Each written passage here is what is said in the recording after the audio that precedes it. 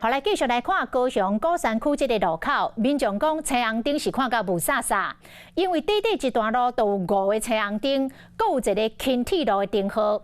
其中轻铁路这段无到100公尺，灯号都有3个，而且常常拢是无共步。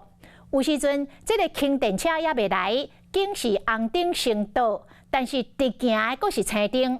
有袂少民众唔知影状况，就直接驶过，结果是闯红灯，方开罚单罚3600。附近的店家讲，都有一个太太因为安尼，方开5张的罚单。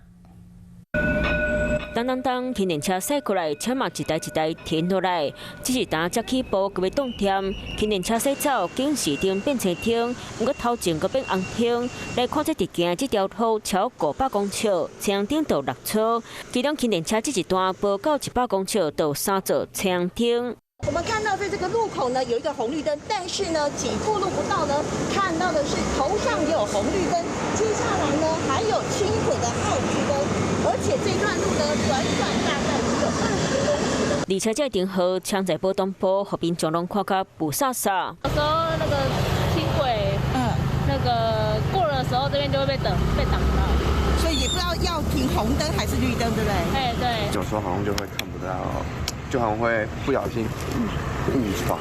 有时阵轻电车倒红灯，不过轻电车无驶过来，直客方向搁倒青灯，道边将该骑过去，结果就收到一张3600亮红灯的罚单。所以告并采取陷害，讲灯号设计甲真歹。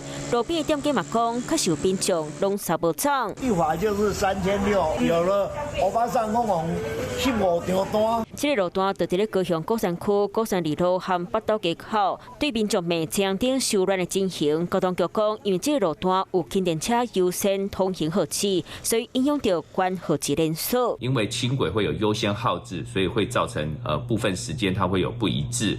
那另外还有就是没有列车通过的时候却亮红灯的这个部分呢，是属于因为有轻轨的共用时项的关系。交通局当时强调，现场以轻电车的灯号为优先，不管头前敢是倒青灯、倒红灯在动添，若无发生小事，启动到轻电车的大麻烦好。